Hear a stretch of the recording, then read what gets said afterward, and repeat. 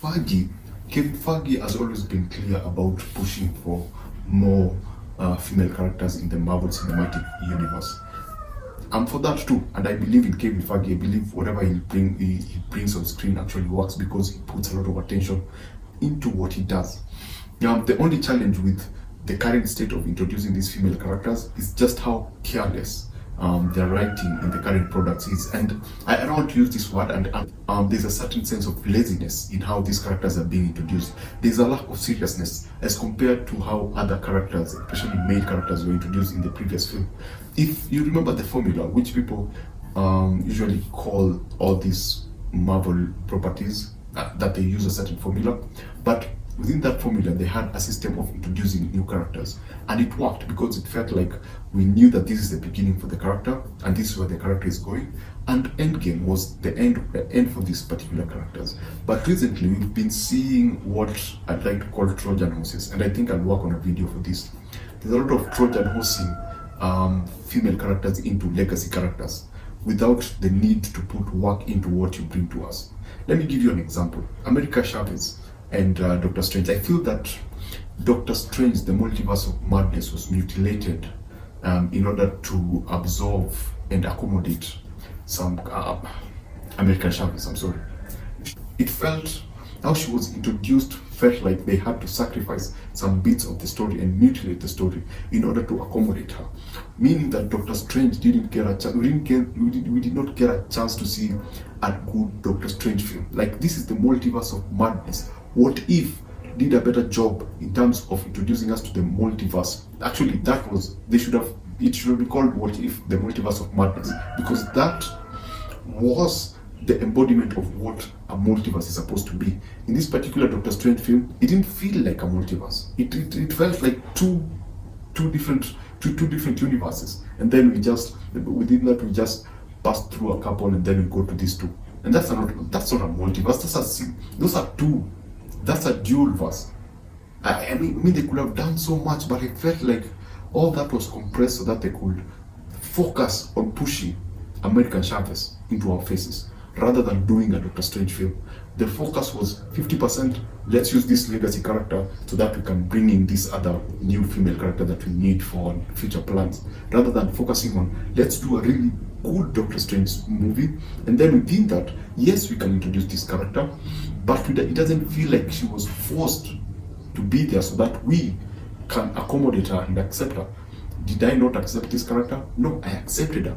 I'm excited for what we get to see from her. And I think this was an interesting introduction to this character, but it was not done well. I wish you could have done a mini-series, like a 4-episode mini-series introducing us to who this character is, taking us through her universe, at least us getting a better background of where she comes to. Let me give you a good example. Miss Marvel, the show. Miss Marvel, the show. Camilla Khan, I think that's her name. We got introduced to this character, and everything about her makes sense. You know, in the future, if she's to come into a film, I would be like, I'm familiar with this character. I know how she thinks. I know where she's coming from. I know I understand this character. Everything was not rushed. She was not just thrown into my face and told, yo, like this character because she's a part of this, she's all this, but you have this legacy character, but you don't care about him, but like this character. She doesn't feel that way. She feels like she's a well-fleshed out character. It feels like they sat down and thought about this character and gave her identity is clear. You understand more of her than you do of American Chavez and Monica Rambeau. Again, legacy characters used to introduce new characters. WandaVision for me was, the first 5 episodes were like the best things I had seen from Marvel. That it's I'm not going to say it's on the same level with Infinity War and Endgame, no, but it was one of the most creative approach to Marvel IP that I've seen in a very long time. But what do they do at the end of the series? They introduce Monica Rambeau. I mean, it's not a bad idea, it's a fantastic idea, but I wish they could have done their own show. I wish they could have done something separate from that, because now it felt like Vision was set aside so that they could accommodate all these other characters. It feels like Vision was sidelined for this to introduce all these other people, and it just didn't feel right. It felt like I was fooled again. I was told like, oh, so you like this? Oh, but we have this. Come on, go on, like this. We think that this is going to work for you. This is a new character, but we believe that you're going to like this. Oh, you wanted to see WandaVision? No, I'm sorry. But we have this other awesome stuff. You need to see this. This is going to be awesome. Why was it so hard for Marvel to do a clear-cut WandaVision saga, like from A to Z, without the need to introduce new characters? Monica Rambeau is a fantastic character. I'm excited and I'm hoping and I'm very hyped to see her. But again, give her a 4-episode miniseries. Let's get to know her. Don't just throw her in with the other legacy characters, because now I feel that the fact that she was a part, she actually took something away from WandaVision. I don't look at her the same. She for me, she was more of a cameo. And I felt that she took something away from WandaVision, something that I wish I could have seen more of Vision, but Vision we didn't get to see more of him because they needed to accommodate this other character. Now, was she integrated into the story really well? Yes, she was, and I didn't have a problem with how she was brought into the property. My only problem is that you didn't need to bring her into an already existing IP to just introduce her so that you can push the future. You know, that didn't work for me. And again, another really sad case of exploitation of legacy characters. Why the hell did you guys have to just kill Black Widow's movie in order to introduce these other characters? I mean, Black Widow is the pioneer. I consider her to be the alpha female of the Marvel Cinematic Universe. You know, she was the first. This should have been epic. We didn't need all these other distractions. We did not have to introduce a new character in that film. You could have just done a Black Widow film, a clean, lean Black Widow film. I mean, you remember the Captain America Winter Soldier? Did they have to introduce new characters? They focused on Bucky and Captain America. Steve, why didn't you do that with Black Widow? Focus on Black Widow and who the villain was supposed to be. This was an interesting villain, but again, they focused on preaching, and that's why I'm talking about the current set of Marvel writers are becoming very lazy, and they're taking fans for granted. That's a fact. They're taking fans for granted because they're focused on what is trending, what is hot. Go to phase 1 of Marvel. Whatever they were producing was not based on what was hot during that particular period of time. It was based on making comic accurate movies. Now, if Black Widow was a good case of writers deciding to stay in touch with the modern times, I'm talking about being woke. The film was clearly woke, whereby the women are the good guys, the women are the hero. The male middle-aged white Caucasians are the bad guy, is the guy who gets his ass kicked. You had a villain that could have done a fantastic job. You should have just looked at what they did with Captain America Winter Soldier and just adopted that and brought it in. I'm not saying do the same thing, do something different, but in terms of structure, look at that structure and see how it works. Now let's look at the other case, which is Riri Williams, aka Ironheart, in Wakanda Forever. Again, talking about it's like Marvel focus on introducing perfect female characters rather than taking them through an arc. I love what they did with Shuri. Why? Shuri in the first film was introduced. We saw her. We knew the kind of person that she was. We saw her relationship with her brother. So when you introduced to her in the next film and see what she has to go through, she's given a full arc. So by the time she even becomes Black Panther, I wasn't like, no, we don't need this. She earned that role. She earned that suit. And it was here's the thing about Shuri in Wakanda Forever. You remember Black Panther in Civil War? They used the same formula in this particular film, which is vengeance, revenge, the idea of taking revenge on something. In Civil War, T'Challa's father was, you remember the film? There was an explosion, and the dad died. And so T'Challa was out seeking revenge. He was out and he was driven by revenge, and he wanted to kill the person who killed the father.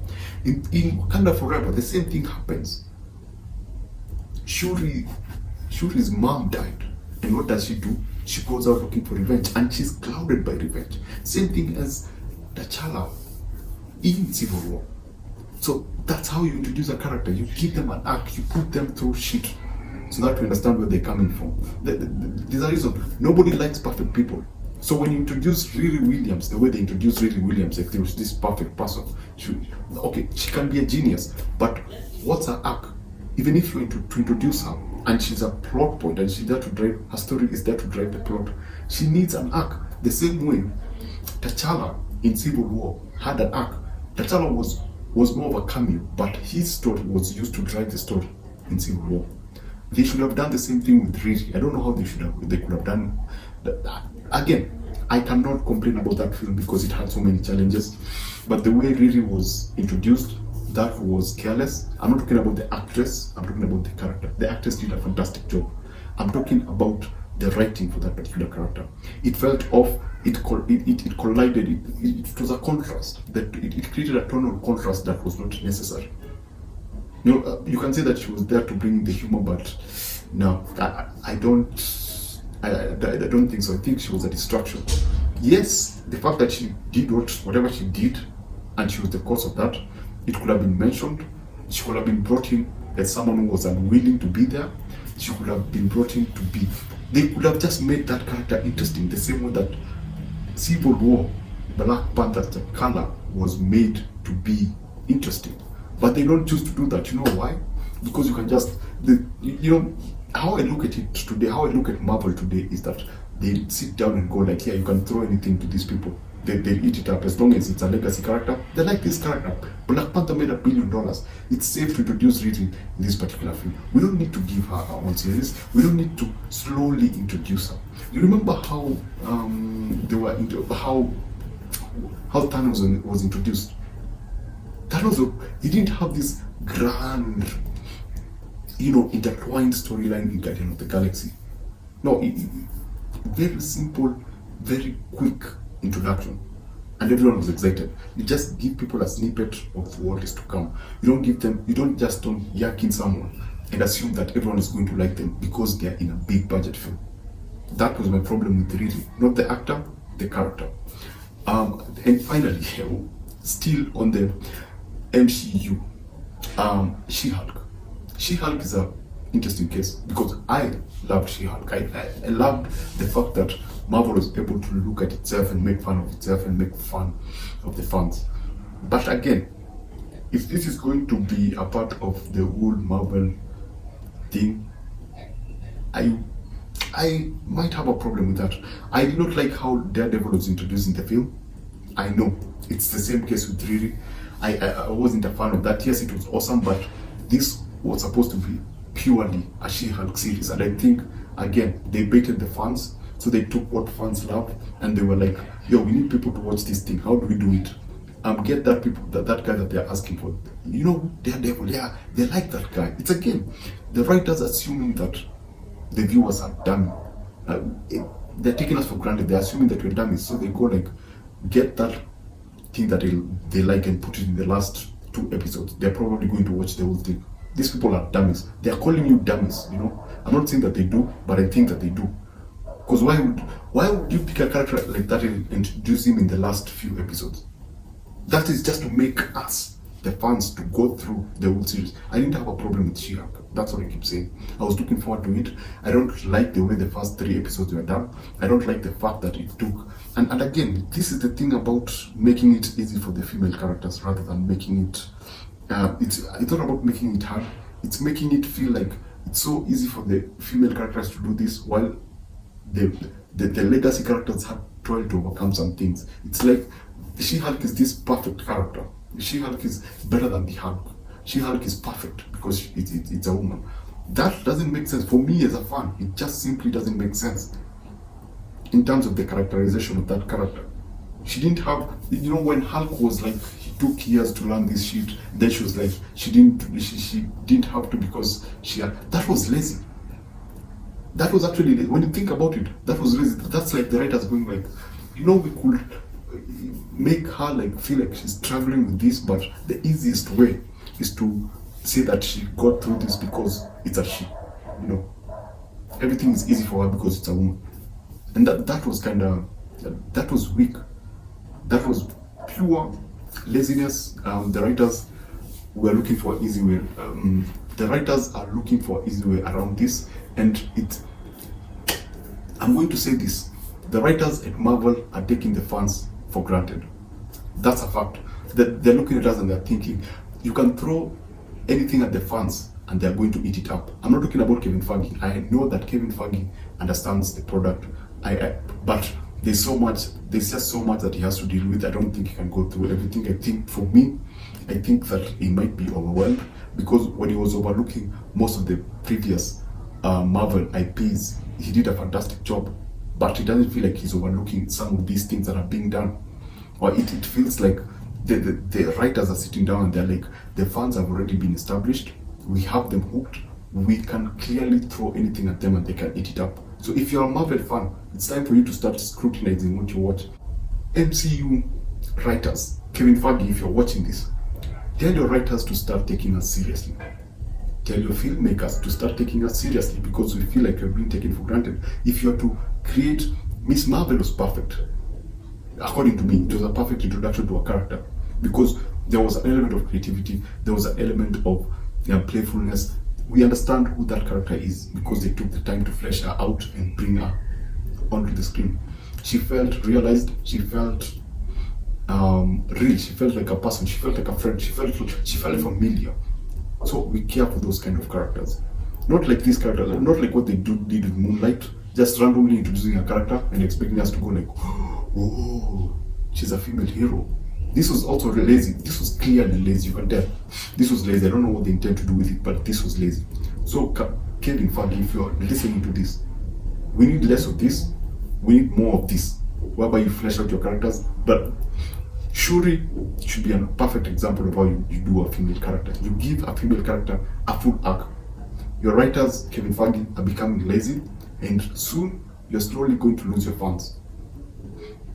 I'm not talking about your male fans. I'm talking about the fans who actually love the stories. Here's the thing: I can rewatch Civil War, I can rewatch Winter Soldier, I can rewatch Captain Marvel, I can rewatch the last 3 episodes of She-Hulk. You know why? Because there were story writers who sat down and actually wrote something. You know, there are people who sat down and thought about it and actually didn't opt for the easy way out. They didn't opt for what was popular. They actually pushed the envelope and tried to write something good. I can go back and see Avengers, Infinity War, and Endgame. You know why? Because it was goddamn well written. Some people were paying attention and some people were actually writing this for the fans to appreciate us. Why did Spider-Man work? No Way Home, why did it work?